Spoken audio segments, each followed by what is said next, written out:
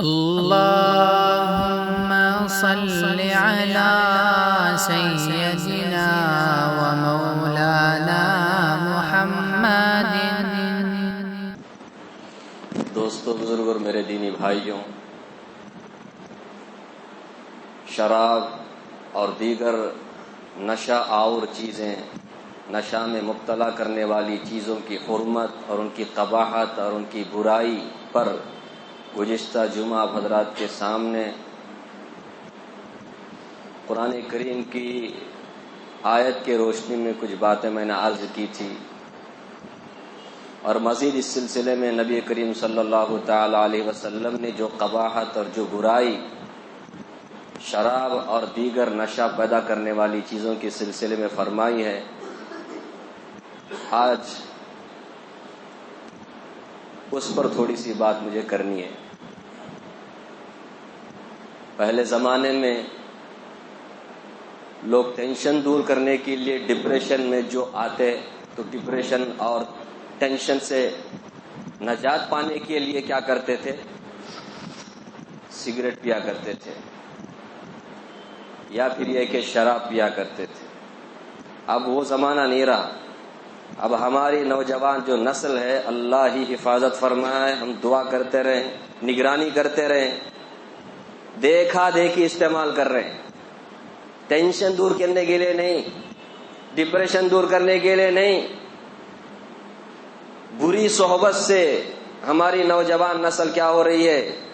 اس خوفناک، خطرناک، تباہ کاری میں، بدکاری میں کیا ہو رہی ہے؟ مبتلا ہو رہی ہے۔ تو ایسے میں ہم سب کی بڑی ذمہ داری ہے کہ ہم اپنے کردار کو نبھائیں، اپنی ذمہ داری کو نبھائیں۔ شراب نوشی اور اسی طرح دیگر نشہ پیدا کرنے والی جو چیزیں ہیں، اتنی خطرناک چیز ہے، اتنی خطرناک اور اتنی قابل نفرت ہے، رسول اللہ صلی اللہ علیہ وسلم نے اسے ایمان کے منافی قرار دیا۔ فرمایا لا یشرب الخمر حین یشرب وہو مؤمن، کہ جب کوئی شراب پیتا ہے تو شراب پینے کی حالت میں وہ مومن نہیں رہتا، اس کا ایمان اس سے نکل جاتا ہے۔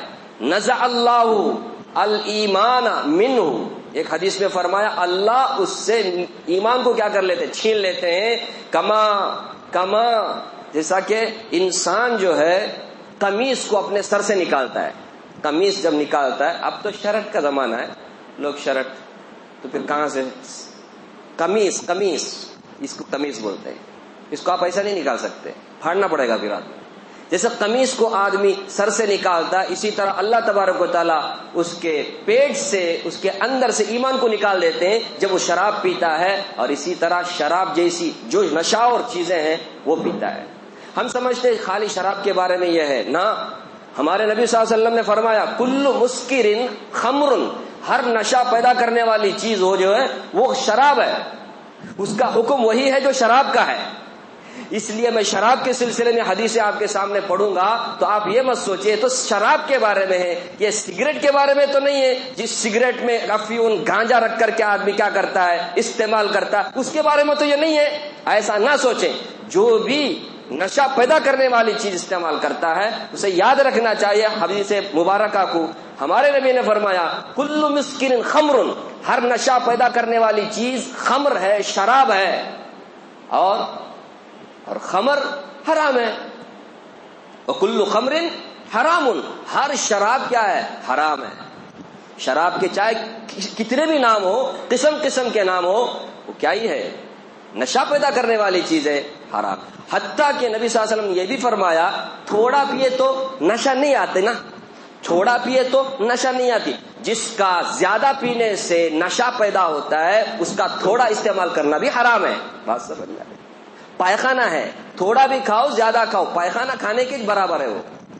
آپ ایک گھونٹ پیو پورا باٹل چڑھاؤ، حرام ہے، سمجھا نا؟ ایک صحابی نے پوچھا یا رسول اللہ دوا کے طور پہ میں شراب کو استعمال کر سکتا ہوں کیا؟ ہمارے نبی نے فرمایا دوا نہیں، یہ تو دا ہے، مطلب بیماری ہے، عربی میں داؤن بولتے بیماری کو، دواؤن علاج کو بولتے ہیں۔ شراب سے تمہیں کیسے علاج ملے گا؟ اس سے کیسے تمہاری بیماری دور ہوگی؟ اس سے تو بیماری بڑھے گی۔ اتنی خطرناک چیز. خیر میں یہ عرض کر رہا تھا یہ ایمان کے نکل جانے کا سبب ہے.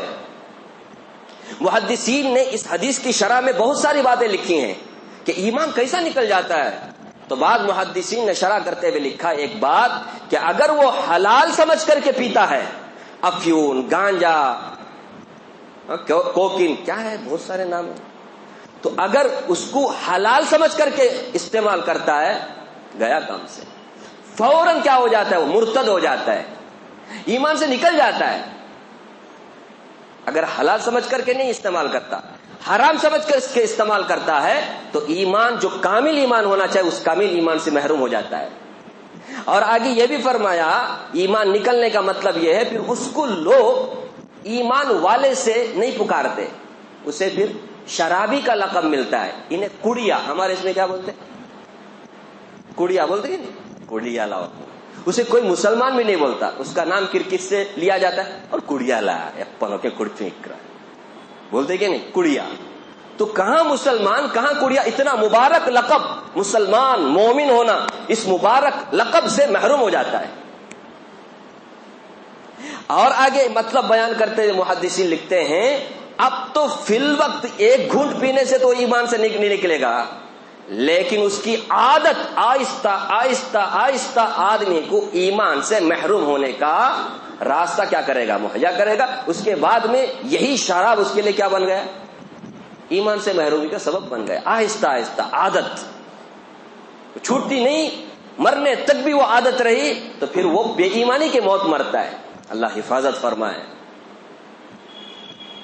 اتنی خطرناک چیز ہے. سوچو ایک آدمی ایمان سے محروم ہو جاتا ہے ایسی چیز کو. اسی لیے صحابہ اکرام رضوان اللہ تعالی علیہم اجمعین شراب کے اتنے عادی ہونے کے باوجود بھی, شراب حرام ہونے سے پہلے ہی شراب سے بچنے لگے, لیکن جب شراب کی حرمت نازل ہوئی تو تمام صحابہ نے کیا کیا, نہ صرف یہ کہ شراب سے توبہ کیا, اور اس میں اللہ تعالیٰ نے پوچھا فہل انتم منتہون, اس آیت میں جو آیت میں نے گزشتہ جمعہ پڑھی تھی, کیا تم باز نہیں آؤ گے.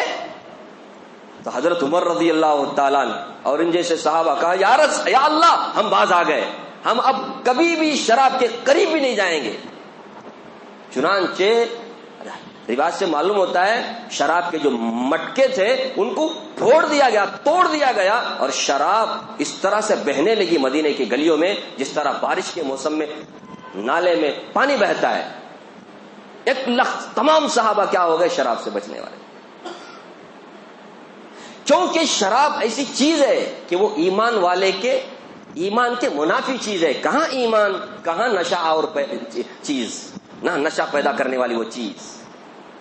اور آگے یہ بھی سنیں نبی صلی اللہ علیہ وسلم نے تو شرک اور پھر شراب دونوں کو برابر قرار دیا.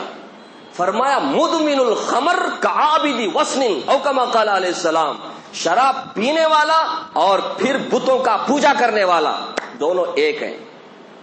اب اندازہ لگاؤ نا کتنی خطرناک اور کتنی بری چیز ہے یہ کہ آدمی شرک کرے گا. کون سا مسلمان ہے جو کھلم کھلا جا کر کے, ہاں کچھ ہوں گے M L A M P مسلمانوں کے ووٹ بٹورنے کے لیے جا کر وہ بھی کریں گے. اللہ حفاظت فرمائے. کیسا زمانہ ہے جی, لوگ چار پیسے کے لیے, عہدے منصب کے لیے کیا کر رہے ہیں. تو فرمائے یہ جو شراب پینے والا ہے اور پھر شرک کرنے والا دونوں برابر, کعابد وثن, ایسے ہی جیسے کوئی بتوں کی پوجا کرنے والا ہے. حضرت عبداللہ بن عباس فرماتے ہیں جب شراب حرام قرار دی گئی تو صحابہ مذاکرہ کرنے لگے, آپس میں بات کرنے لگے اور کہنے لگے یار شراب کو تو شرک کے برابر قرار دیا گیا, شرک کے برابر قرار دیا گیا. کہا نا اس میں یا ایھا الذین آمنوا انما الخمر والمیسر والانصاب والازلام. یہ والانصاب کیا ہے, یہ ہے شرک. یہ والانصاب شرک اور شراب دونوں کو ساتھ میں ملا دیا گیا.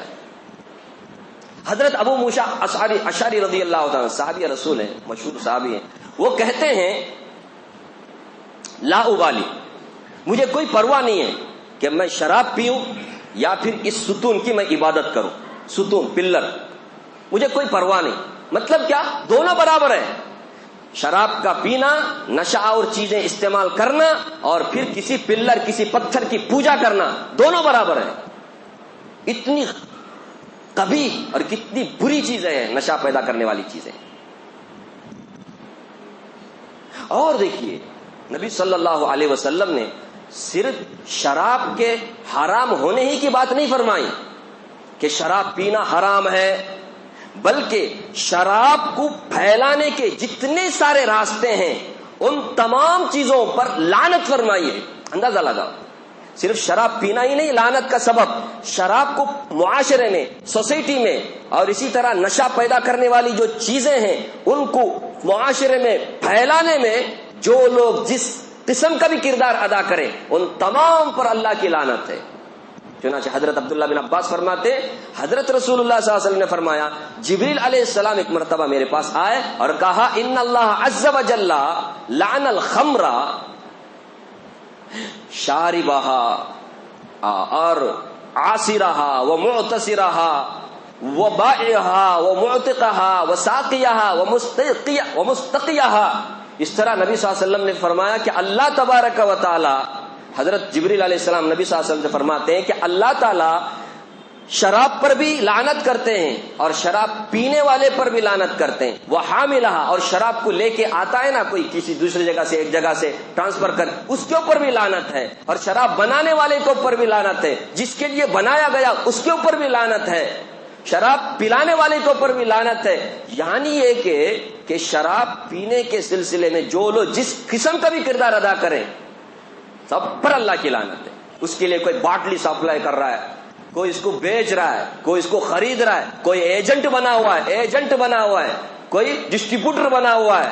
کتنے افسوس کی بات ہے شراب کے بارے میں تو ہم کو، لیکن جو دوسری چیزیں ہیں نشہ پیدا کرنے والی چیزیں، کتنے کے مسلمان اس میں کام کرتے ہیں. وہ پوڑیوں کی شکل میں، انجیکشن کے شکل میں، گولی کے شکل میں، نہ جانے کیسے کیسے شکل میں یہ آ گئی ہمارے معاشرے میں. اس کو دکھتا بھی نہیں، وہ کہاں کہاں چھپا کر کے کیا کیا جاتا ہے، سپلائی کیا جاتا ہے. اور اس کاروبار کو ہم کیا کر رہے ہیں، حلال سمجھ کر کے اپنے بیوی بچوں کو اسی کا کھلا رہے ہیں. اللہ کی لعنت ایسے لوگوں کے اوپر. نبی صلی اللہ علیہ وسلم نے فرمایا، حضرت جبریل علیہ السلام نے فرمایا اللہ لعنت کرتے ہیں. اور اسلام جو ہے نا شوبازی نہیں کرتا، خالی نعرے لگانے پر بھروسہ نہیں کرتا اسلام، بلکہ برائی کو جڑ سے ختم کرنے پر کیا کرتا، یقین رکھتا ہے.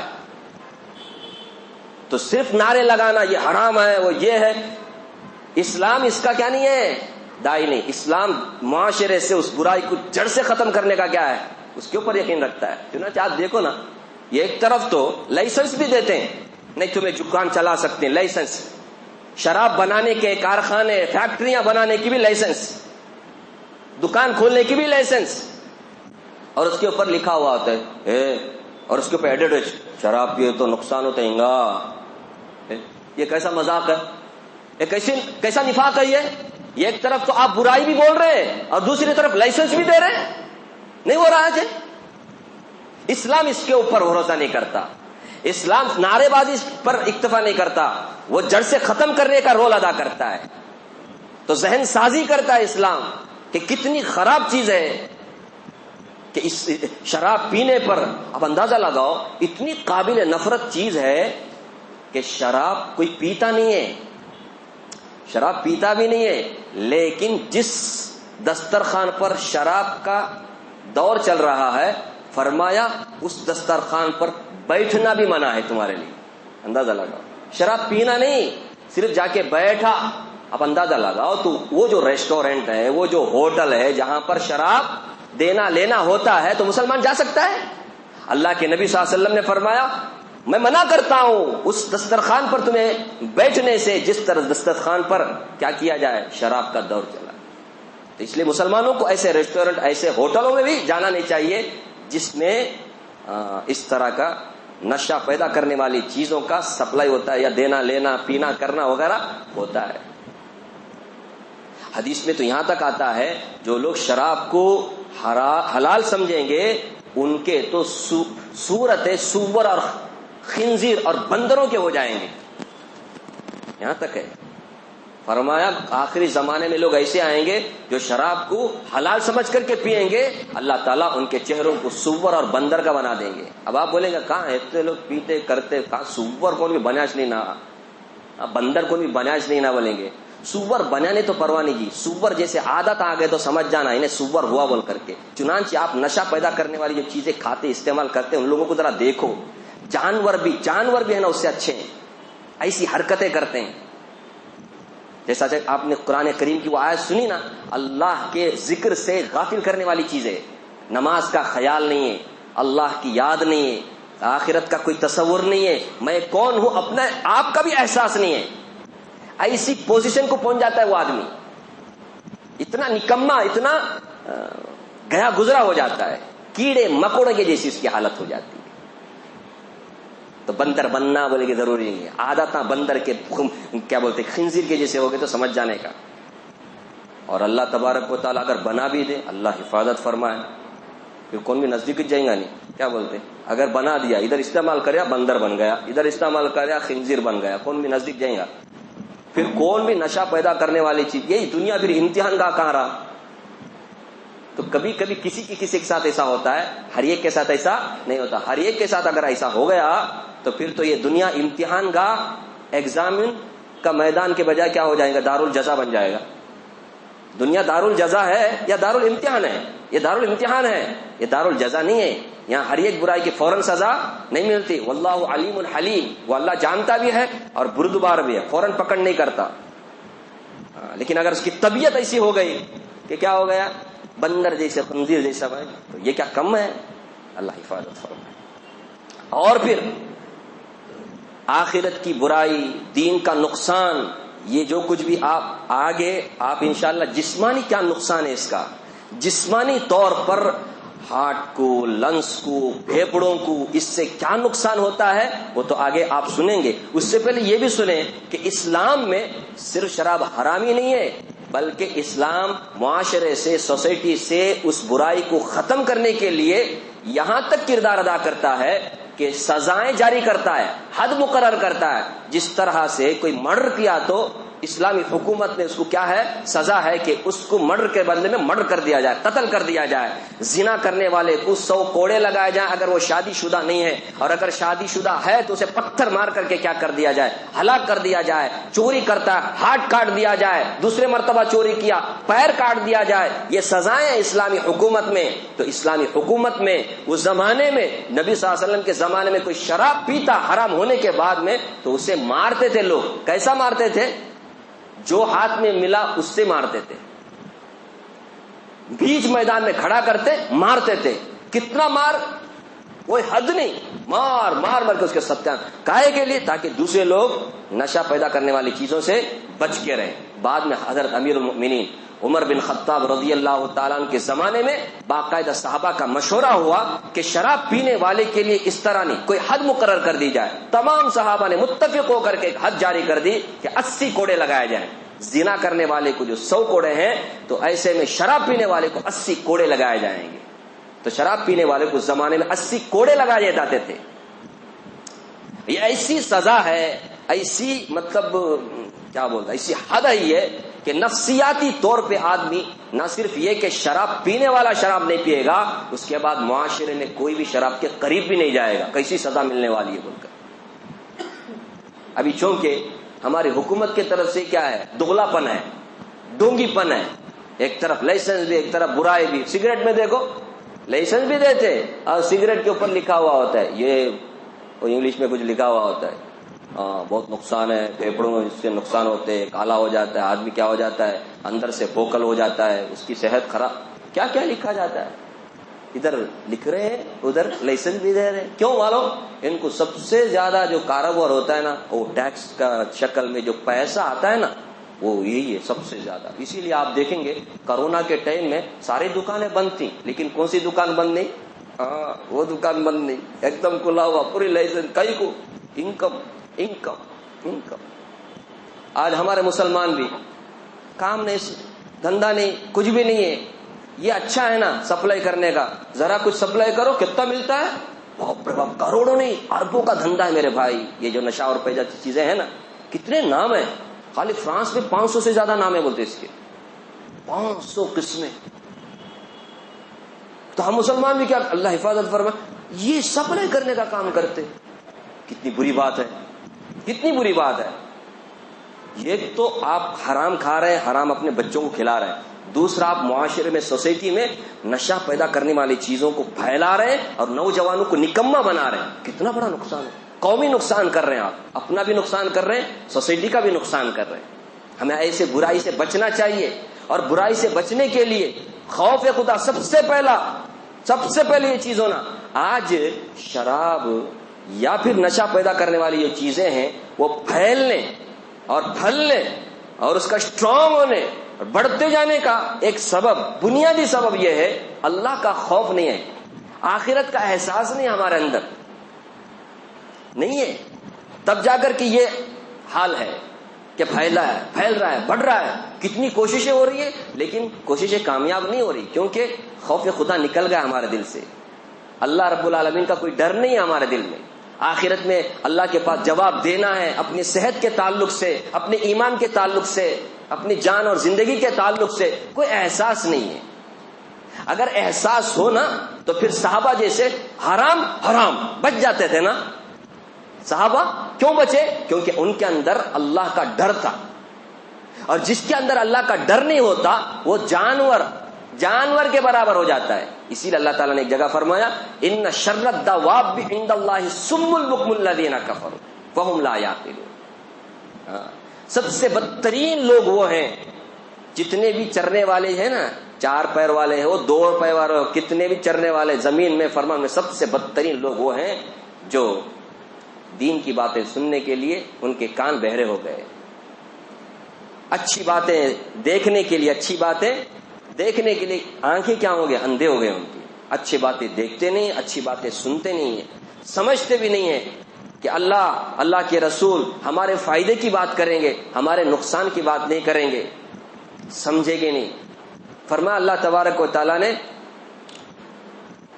ان شر الدواب عند اللہ الصم البکم الذین کفروا فهم لا یعقلون ولو علم اللہ فیہم خیرا لاسمعہم. فرمایا ان کے اندر اگر کچھ بھلائی ہوتی، یعنی طلب ہوتی، تو اللہ تعالیٰ ان کو سناتے، لیکن طلب نہیں ہے. خود کے اندر اگر طلب نہ ہو تو اسے کتنی حدیثیں سناؤ، کتنا قرآن کی آیتیں سناؤ، کچھ ہونے والا نہیں ہے. اب ہم نے حدیثیں سنائی، ہم نے نبی صلی اللہ علیہ وسلم کی باتیں سنائی، صحابہ کی باتیں سنائی، اب قرآن کریم کی آیتیں بھی سنائیں، لیکن اندر سے طلب نہیں ہے. ایک آیت کیا پورا قرآن بھی پڑھ کر کے سناؤ، کچھ ہونے والا نہیں. کیوں؟ طلب نہیں. اندر طلب ہونی چاہیے کہ میرا اللہ مجھ سے کیا کرے گا، مطالبہ کرے گا. جب طلب آئے گی تو پھر اللہ تعالیٰ سنائیں گے، وہ سمجھ بھی دیں گے، پھر صحابہ جیسا وہ کیا کرے گا، بچے گا، پھر قریب بھی نہیں جائے گا. اس لیے ہم انشاءاللہ آئندہ مجلس میں آپ کو جسمانی نقصان بتاؤں گا کہ شراب سے جسمانی طور پہ کیا نقصان ہوتا ہے.